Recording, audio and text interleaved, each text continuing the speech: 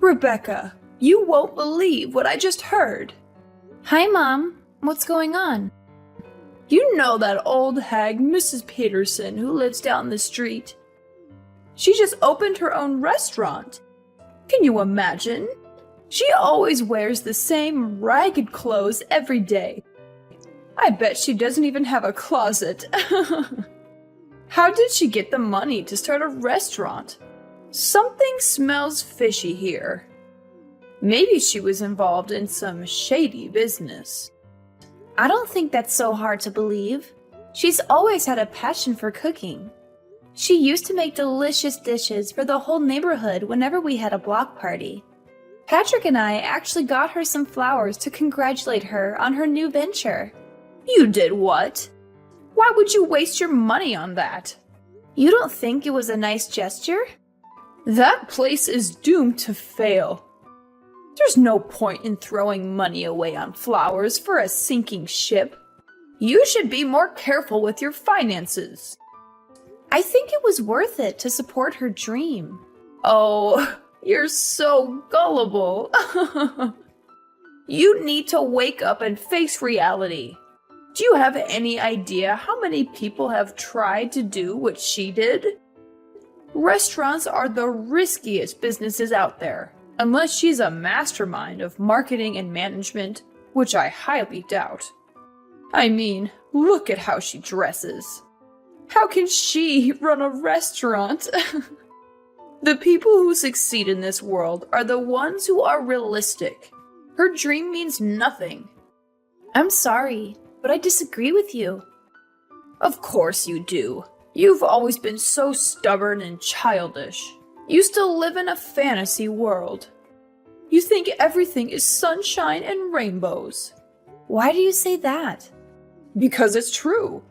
Patrick told me you still have this silly idea of becoming a baker someday. Is that why you're still working at that dusty old bakery? Yes, it's been my dream since I was little. Oh, there we go again. You and your dreams. So you probably told yourself, when I grow up, I'm going to be a famous baker and make the world a better place with my bread, right? Seriously, what world are you living in? You're an adult now. Grow up. It's humiliating. Why is it humiliating to have a goal in life? Because you live in the real world. People who chase their dreams are fools. You should learn from Patrick. He wanted to be an astronaut when he was young. But he smartened up and realized that was impossible. So now he works at a bank like a sensible adult. Get out of this fairy tale you're trapped in. The world doesn't need more dreamers who are clueless about reality. I'm so proud of my son for making the right choice and getting a real job. I boast about him to all my friends. Yeah, Patrick is a real hard worker. You have every reason to be proud of him. He's a wonderful husband, and I know he makes you happy. But we're talking about different things here. No, we're not. Your ignorance is a serious problem. Here's some harsh truth for you. You're an embarrassment to this family. What? I really tried to get Patrick to marry someone better.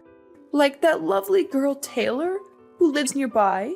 She works at the bank with him, you know. Yeah, I know her. We've invited her over for dinner before. She's beautiful and smart. She's the perfect woman for my son to call his wife. You agreed to our marriage, didn't you? You've never mentioned anything like this to either of us before. I had no choice. Patrick made me promise not to say anything about it to you. You two reconnected at your class reunion, right? I thought for sure your relationship would die out in a few months. So you gave us your blessing because you thought it was going to end soon?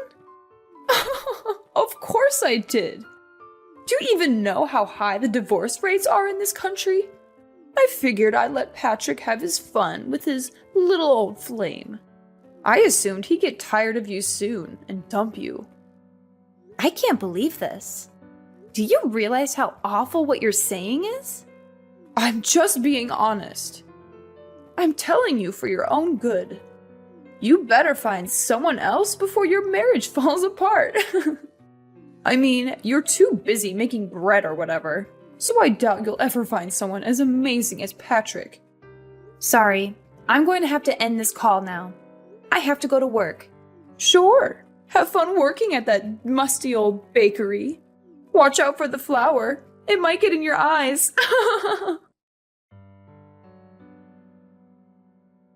Rebecca, are you okay? Madeline just texted me and said you had a horrible accident. Sorry, Patrick. You're still at work, right? I feel awful for bothering you with this while you're busy. Don't worry about me. I'm packing up right now. How are you doing? I'm fine. Nothing major, but... But what? What happened? I have a huge slash on my face. You do? That sounds awful. Yeah. It took 15 stitches to close it. The doctor said it might not heal completely. I'm going to look like a pirate when it heals. I'm glad you're still able to joke about it, but you're not in any trouble, right? You don't have any broken bones or anything? No, I'll be okay. The doctor said I was fortunate. Okay. I was so worried when I got the message. I'll probably get to the hospital in about 2 hours. I hope I can make it before the visiting hours are over. Thank you. I really want to hug you. Oh, and my mom's coming with me. She said she wants to see how you're doing too and visit you. Really? She said that? Yeah, she said she's concerned about you and she wants to make sure you're all right. I'm going to pick her up on the way from my place. Oh, okay. Is there anything you need me to bring you? Some snacks or drinks or anything? No, I'm fine. The hospital food is not very good, but it's bearable. Try and get some rest if you can. You need to heal and recover. I'll be there soon. Hey, Mom. Thanks for coming to visit me today. Is everything okay, though? You left pretty quickly. Could you blame me? Your face is totally mangled. What? Sorry I left so soon. I thought I was going to pee my pants from laughing so hard. Are you serious? You look like a total freak. I'm going to call you Frankenstein from now on. The only redeeming quality about you was your face, but that's obviously no longer true. How awful. What's your problem? How could you say that? I don't feel ashamed at all about what happened to me or how I look. Sure, tell yourself. Whatever helps you sleep at night. I bet you're still in shock. You haven't fully accepted that it looks like you're wearing a Halloween mask. You don't need to insult me. I know you hate me. You've made that very clear to me many times. No matter how much you belittle me, I'm not going to divorce Patrick. Please get that thought out of your head. It doesn't matter what you think. I wonder what Patrick thinks about his new homely wife. He said he loves me and he's here for me. I'm not too sure about that. Didn't you see the look on his face when he saw you? It's only a matter of time before he kicks you to the curb. I don't think so. It's a fact. He was speechless when he saw you. Right when he saw you, he knew you two were done. Who would want to be married to someone who looks like they have a zipper on their face? Alright, I'm done having my fun. This is the perfect opportunity for you to get a grip on reality. Give up on trying to stay married to Patrick. Let him go. He needs to find someone beautiful with a good job. Someone like Taylor. Absolutely not. I'm not agreeing to a divorce, no matter what you say. You're feisty, aren't you? I get it. You're hanging on for dear life because you know no one else is going to want you. I don't care about that, though. I want you gone by the end of the month. If not for anything else, I just really don't want to see that disfigured face of yours. Shut your wretched mouth, you pathetic excuse for a human being. Excuse me? You're a complete and utter disgrace. Is that how you treat Rebecca when I'm not around? Patrick? Yeah, it's me. Oh my god! How? Aren't you home already? We both left at the same time. There was something I forgot to tell Rebecca, so I went back up to her room. I found her crying her eyes out. When I asked her what happened, she showed me her phone. She just went through a tragic accident, and that's how you speak to her? Don't you have a conscience? I couldn't help it. You know, I've always been brutally honest. Patrick, listen to me. You could do so much better than her, especially now, after her accident. What? You're the perfect man. You're handsome, smart, and you have a great job. Rebecca is so far beneath you. I mean, she didn't even go to college. No, she didn't. She went to culinary school instead, and now she's apprenticing with a really well-known baker. What's the problem? You can get any woman on the planet. Why would you stick with her? Taylor, for example. Taylor? I've always said you two would make a great couple.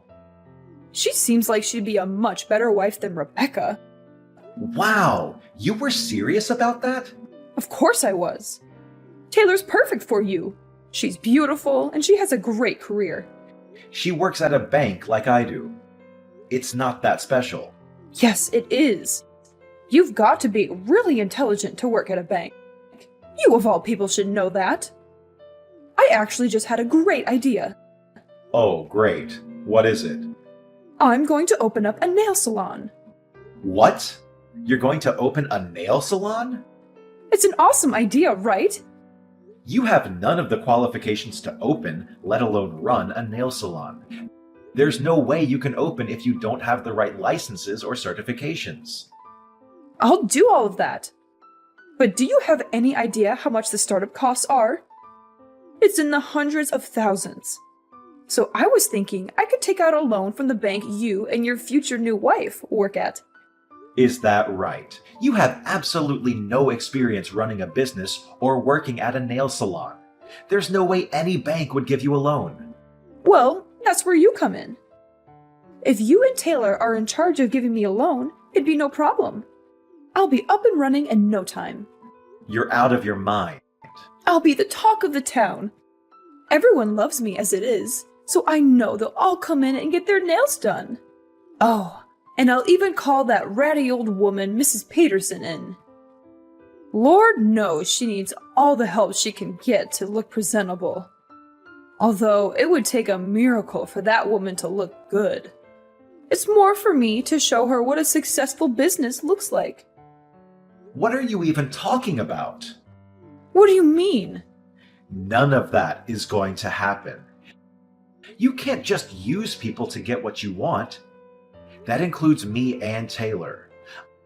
I don't know what's more insane, saying you're going to start a nail salon with absolutely no qualifications, or thinking I'm going to get remarried to my coworker. There's no way Taylor would say no to you. Don't be so modest. She's already, 35? She knows the clock is ticking. I've been biting my tongue out of respect for you, but enough is enough. You're a horrible person. Through and through. Do you even have a soul? You abuse and use the people around you for your own personal gain. I haven't said anything that wasn't true. Don't try and pretend like you still love that hideous wife of yours. You don't have to hide how you feel for Mommy. She's not hideous at all. I love her, no matter how she looks. I was afraid you'd say that. I guess you're living in the same fantasy world as Rebecca.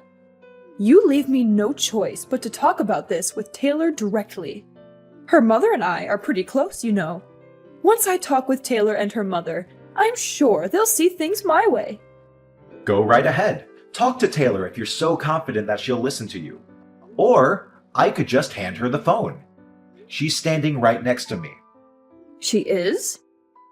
I'm not sure it would be a good idea, though. She's disgusted with how you've been talking about other people. especially to the person who saved her son's life. She has a son? But she lives alone. And who saved her son's life? Yeah, she got divorced a while ago. She has a son who lives with his father. Today, he came over to her house to see her. Rebecca ran into her and her son at the park today.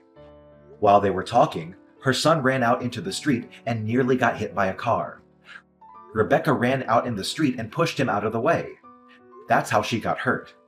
She was actually at the hospital when we were here, but she stepped out for a little bit. You left before you could see her. Hang on a second. Does that mean... Yeah, she's right. Everything you said. She saw everything you said about how her clock is ticking and your insane plan for us to get married. She said, I have no plans of getting remarried, let alone to steal someone else's husband. I would never do something so horrible. No, this is just a big misunderstanding. I didn't mean it that way. You're a little late to take back what you said. You said it yourself, right? You're brutally honest. Do whatever you want with your salon. I don't want any part of it. But I'll need your help. You know, I was just joking, right? If you are Taylor, don't help me. How am I going to make my dream come true? I've already told all my friends I'm going to open next year. You haven't started doing anything, but you're already telling people when you're opening? Your dream is pretty stupid if you ask me. Do whatever you have to make it true. Don't rely on other people to make it come true for you. Like I said, I want nothing to do with this. But Patrick, I know. Just give the phone back to Rebecca. I need to speak with her. It's Rebecca. Rebecca, please. You've got to help me convince Patrick to change his mind. Change his mind about what? Oh, yeah, that's right. You mean change his mind about divorcing me so he can marry Taylor and they can both give you a sketchy loan so that you can open a nail salon? Did I get that right? Yes, please. He's not listening to me. You have a dream too, don't you? You should know more than anyone how important it is to make your dreams come true. If you really believe that, you'll help me get Patrick to give me the money I need. That's right. I do have a dream. A dream that you called stupid and a waste of time. I very clearly remember you saying people who chase their dreams are idiots. So what does that make you? I was just, You're the biggest hypocrite I've ever met. You insult me and call me stupid for having a dream. Then you whine and complain when you can't manipulate people to make yours work. Not to mention, you only want this salon for the popularity and to rub it in Mrs. Peterson's face. You have no idea what you're talking about. Sure, you may think my face is hideous, but you're hideous on the inside, and that's much worse. I'm not embarrassed about the way I look at all. I'm a strong, confident person. I'm not going to let this bring me down. The only thing I've ever been embarrassed about is having a mother-in-law that is spiteful and looks down on others. I'm so thankful that Patrick has decided to cut all ties with you. I don't need a soulless person like you in my life. What do you mean by cut ties? He wouldn't really do that, would he? Why don't we all take a deep breath and talk about this once we've calmed down? It's late. I'm sure you're exhausted from your horrific accident. Let's wait a few days, and then we can all sit down and talk it out like a family. I'll tell you all about my plans for my salon. Hang on a sec. Didn't you say you hated people who go on and on about their dreams? I couldn't care less about your empty dream. Maybe you should get a grip with reality. You're not a child anymore, and you haven't been for a very long time. Hey, honey, are you still awake? Yep, what's up? Sorry, did I disturb your sleep? You were probably just about to doze off. Actually, nope, not even close. I'm watching some YouTube videos right now. Man, it felt so good telling your mom off today. Yeah, I'm so sorry about the way she treated you. Why didn't you say anything sooner? Don't worry about that. It's not your fault. You had enough on your plate already, so I just sucked it up. But I should be the one saying sorry to you. I was too reckless, and now I have this huge scar on my face because of it. I'll wear a mask when we go out so people don't have to see your monster wife. You're not a monster. You're a hero. You saved a kid's life. If anything, I'm more impressed by you than ever before. Aw, well, thank you. I love you too. I wish I could have given my mom a piece of my mind face to face. I just drove to her house to yell at her, but ended up just sitting in my car and then turning back. Why? What happened? Promise you won't laugh at me? I pulled up to her house and sat for a bit to think about exactly what I was going to say to her. But all I could think about was you. You worked so hard to pursue your dream. You put your life on the line for a stranger. And you're such a loving wife. I got really emotional after that. I didn't have the courage to go and confront her. Really? You got emotional? You didn't even cry on our wedding day. I know. I just realized how blessed I am to have you as my wife, which makes me hate my mother even more for the way she treated you. It's fine. I'm a strong woman. I can take it. I'm so happy that you're my husband. I was afraid maybe you'd actually listen to your mom and dump me. Absolutely not. I've loved you every day since I first saw you in middle school. Nothing's going to change that. Aww, that's so cute.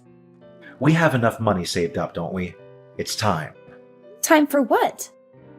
I remember you said you're ready to be your own boss. What are you talking about? I found a place near the beach for a steal. We just have to do some minor fixes on the inside, but it looks really cozy.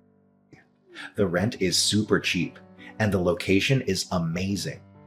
You've always said you wanted to open a bakery by the sea, didn't you? What? Are you serious? How long have you been looking for places? But by the beach? We live in the city. The nearest beach is like 3 hours away. If I opened up my own bakery, you'd have to quit your job. I know, and I'm totally fine with that.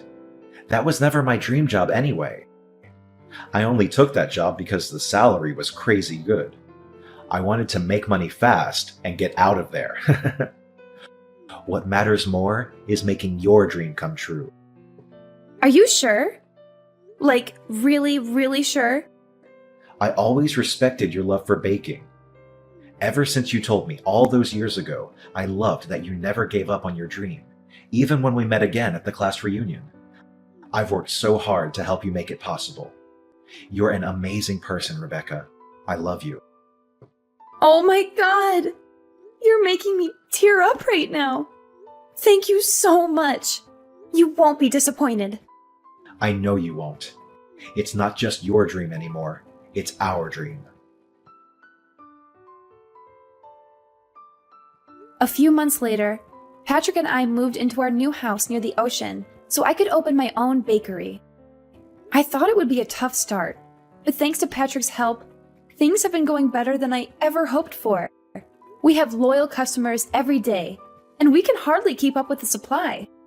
Everything we make sells out in a flash. Speaking of happy news, Taylor and her husband came all the way out here to see us. They told us they had a heart-to-heart and decided to try and make things work between them, mostly for their son's benefit. And then there's Patrick's mother. She went around boasting to all her friends about the salon she was going to open. She actually did start studying to get the minimum qualifications, but she was turned down by every bank she asked for a loan. To make matters worse, it wasn't just her salon flop that people heard about. Word got around about how terribly she treated me and her insane plans for her son. It's probably a good thing her salon never materialized, because I don't think anyone would want to go there after finding out what kind of person she really is. Patrick and I were thinking about visiting her after things calmed down for us, but we're not in a rush. The cut on my face healed pretty well, but it left a visible scar. I sometimes notice people looking at it. I get it. It's not every day you see a girl with a huge scar across her face. But honestly, I'm way too busy now to worry about it. Besides, I'm not going to let it bring me down. Plus, Patrick always tells me every hero has a scar.